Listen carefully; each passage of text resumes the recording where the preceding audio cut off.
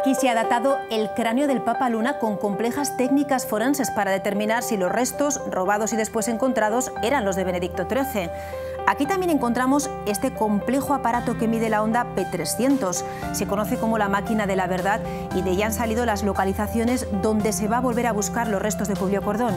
Muchas escenas del crimen han sido analizadas en este centro puntero, el Instituto de Medicina Legal de Aragón, que tiene facetas menos conocidas y más prácticas.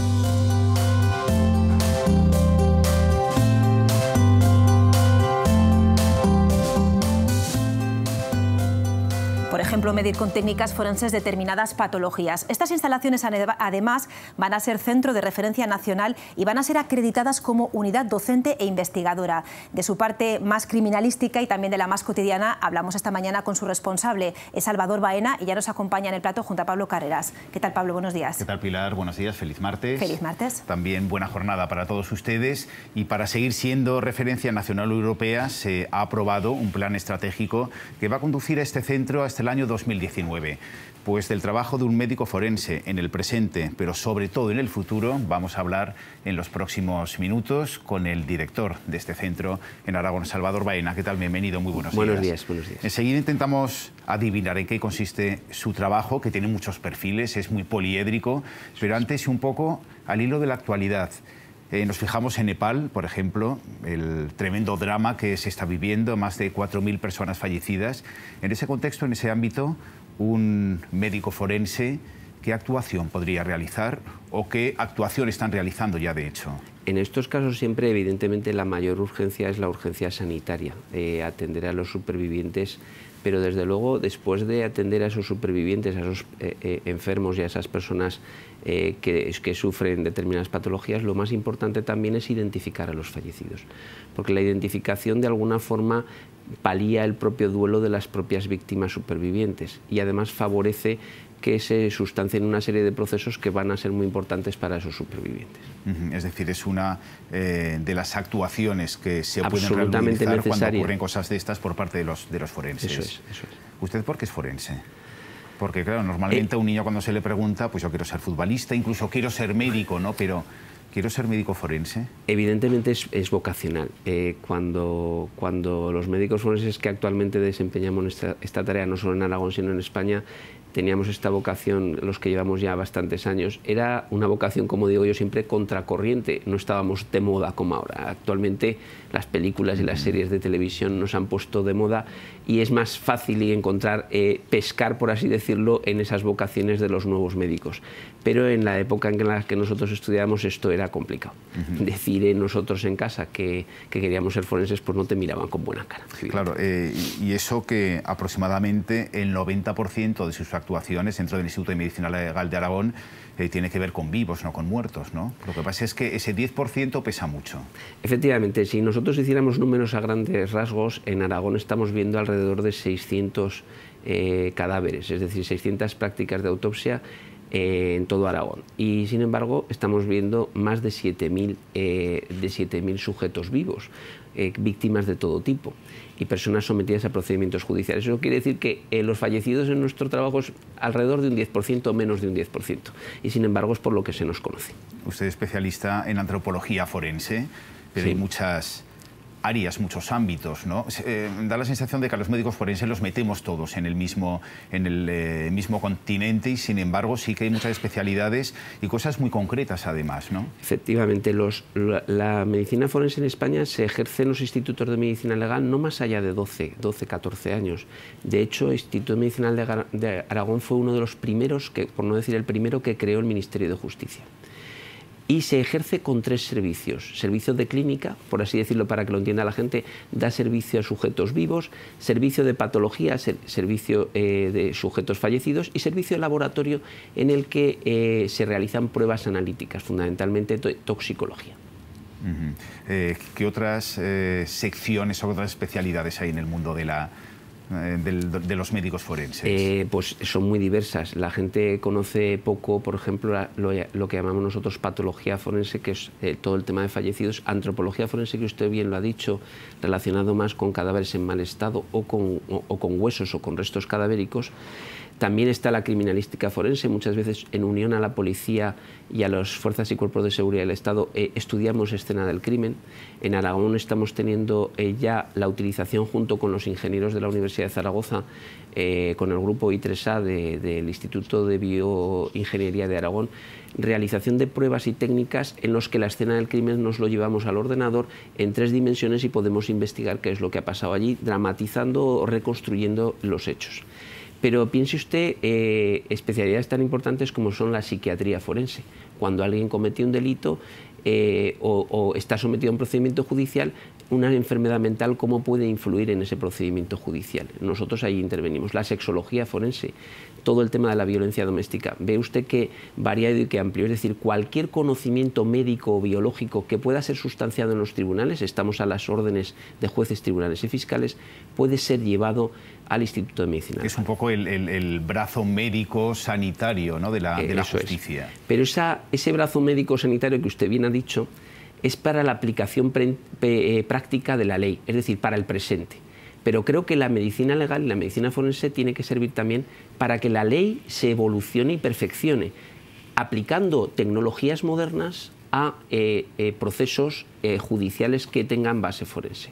Y así poder ayudar a que esa ley avance. La ley siempre va, porque es así como tiene que ser, por detrás del conocimiento científico, por detrás del avance tecnológico. Y nosotros debemos ayudar a que juzgados y tribunales les aportemos esas herramientas científicas para que puedan tener mejores herramientas de enjuiciamiento, por así decirlo. ¿Un entomólogo forense qué es?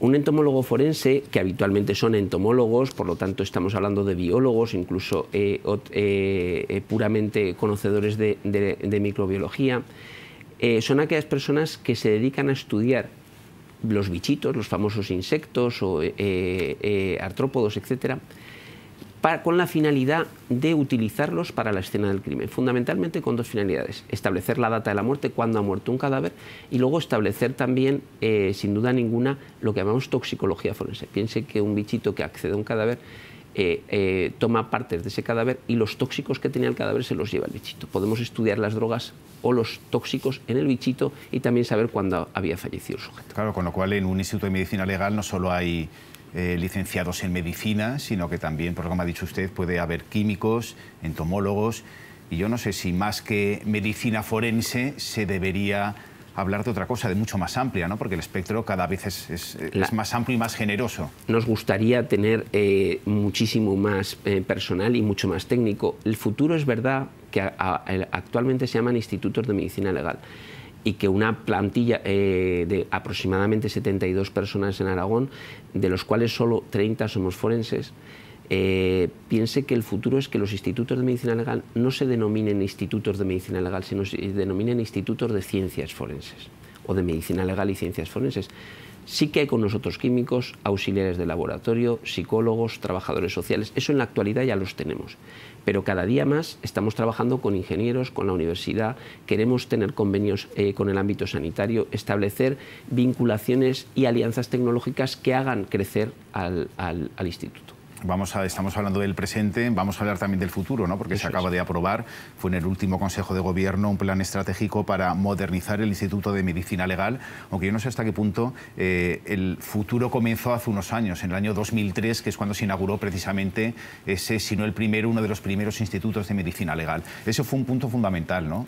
Aparcar un poco esa imagen sórdida, permítame que diga, de los antiguos anatómicos forense para convertirse en algo más, ¿no?, en algo más científico y en algo más estructurado. Aquí quiero hacer hincapié a que nosotros tenemos un centro que es el primer instituto de medicina legal que se creó en España, pero además que estaba dotado de un edificio nuevo y moderno en el que todos los forenses de Aragón contribuimos a esa creación. Hubo un impulso y probablemente, y esto es importante que la gente no lo sabe, surgió de una catástrofe. Surgió de una implicación, en este caso política, de la catástrofe de Biescas, donde en ese momento se planteó, se pusieron los primeros ejes y las primeras estructuras para que se creara en Aragón. Era una necesidad ampliamente demandada por los profesionales forenses en Aragón.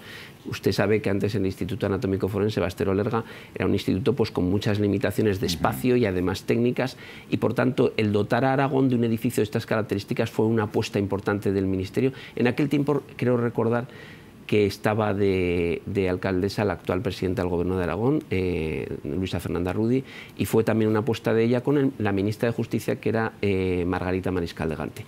Ellas vivieron de primera mano la situación que se dio en Biescas y, por tanto, a partir de ahí surge la implicación importante que tengamos en la actualidad un edificio de los cuales los forenses de Aragón nos sentimos orgullosos. El futuro empieza allí, pero hay un futuro también muy inmediato, que es en lo que se quiere convertir, sobre todo haciendo hincapié en que este centro de medicina legal se convierta en la referencia de la unidad de neurociencia, ¿no? Teniendo en cuenta que el siglo XXI es casi el siglo de estas nuevas tecnologías, de esto de intentar interpretar o leer las ondas cerebrales, entre otras cosas. Bueno, ese es uno de los objetivos, no el único, de los objetivos que hemos planteado en lo que ha aprobado el Gobierno de Aragón en su Consejo de Gobierno del martes pasado.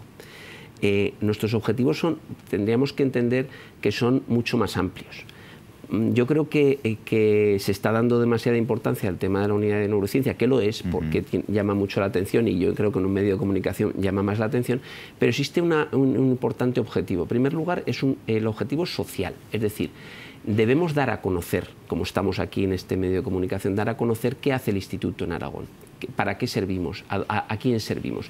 Y es un servicio público eficaz para la Administración de Justicia, jueces, tribunales y fiscalías. También es importante que pensemos que hay unos objetivos puramente formales, es decir, necesitamos organizar los propios profesionales que estamos y organizarnos de una forma muy concreta, porque tenemos que dar el mejor servicio.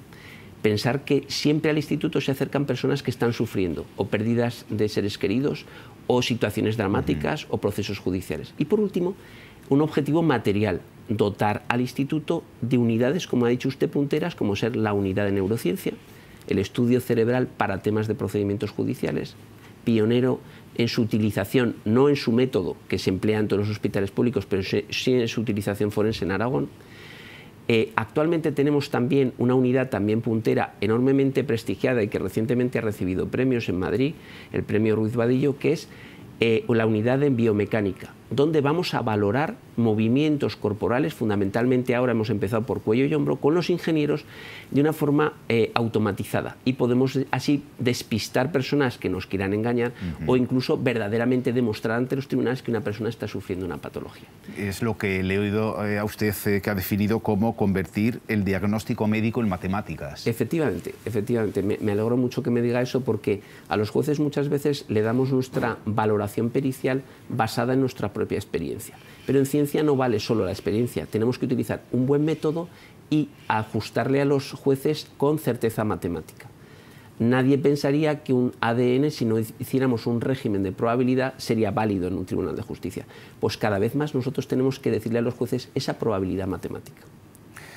Otro aspecto que yo creo que es importante y a lo mejor se olvida, ¿no?, de la labor de la medicina legal, que es investigar las muertes precisamente para evitarlas, para buscar soluciones en vida. Eso es. Que ayude la muerte a las personas vivas y a prevenir nuevos fallecimientos es, sin duda alguna, sería, por así decirlo, la medicina forense preventiva. En otra comunidad, en Valencia, han empezado con un desarrollo de estas características, y yo he propuesto también al Gobierno de Aragón que en Aragón se haga. Ahí necesitamos un apoyo de las instituciones sanitarias aragonesas. Y determinados servicios, concretamente el servicio de anatomía patológica, el servicio de pediatría, y queremos también contar con cardiología, queremos formar un convenio para establecer que una persona que fallezca en periodos de muerte súbita, sea niño o sea persona adulta, pero por debajo de los 60 años, estudiar ese corazón, estudiar esa muerte, estudiarlo no solo los forenses, sino estudiarlos también en el ámbito sanitario, hacer un consejo genético, porque eso puede pasar que determinadas muertes se repitan, y sabemos que es así, en el ámbito de una familia, y favorecer y prevenir que futuros hermanos, hijos, padres o madres de esos fallecidos no puedan sufrir las mismas consecuencias. Imagínese usted que de un fallecido podamos decir, si usted se estudia y lo estudian en tal hospital, podremos de alguna forma prevenir que usted, o por lo menos aconsejarle para que usted no tenga el mismo fallecimiento. Estamos hablando de casos, ¿no?, que se nos pueden venir a la cabeza como deportistas, ¿no?, con un episodio efectivamente de muerte súbita, es decir, gente que es sana o muy sana, pero que sin embargo pues llega un momento en el que el corazón Eso es una muerte revienta. súbita desde el punto de vista médico-legal o médico-forense. Es decir, aquellas personas que en apariencia de salud, es decir, absolutamente apariencia de salud, que no tienen ninguna patología, fallecen de forma brusca y repentina. Y esas muertes hay que estudiarlas y no quedarse simplemente en decir que estamos ante una muerte cardiovascular. Hablando desde el punto de vista de la psiquiatría, ¿hay perfiles de criminales? Sí, de hecho, precisamente la profesional de psicología forense del Instituto está dentro de la Asociación Nacional e Internacional de Perfiladores, de Profilers, como se llama en inglés, de perfiladores criminales. Esas series que también nos han puesto de moda cada día más, con determinados delitos, en combinación y siempre en trabajo con equipo, con la justicia y fundamentalmente con las fuerzas y cuerpos de seguridad del Estado, podemos elaborar determinados perfiles que favorezcan, ha habido casos recientes en España, la detención y la acusación de un sujeto que ha cometido varios delitos en serie, violadores múltiples, asesinos múltiples. Eso puede hacer la psiquiatría forense y la psicología forense contribuir mucho, sin duda ninguna, y hace que en la actualidad la Guardia Civil y la Policía Nacional haya creado ya unidades de trastornos de conducta. Yo creo que por ahí tenemos que seguir. El de la medicina legal es un mundo todavía por descubrir, como estamos observando, y es lo que hemos intentado, intentar explicar un poco más con esa excusa, esa referencia, ese plan estratégico de cara a 2019, en que consiste no solo el trabajo de un médico forense, sino también el trabajo del Instituto de Medicina Legal de Aragón. Muchas gracias, Salvador Baena, director del IMLA, que es como se llama, ¿no?, Eso es, en Instituto siglas. de Medicina Legal de Aragón. Muchas gracias por habernos acompañado y buenos días. Muchas gracias a ustedes.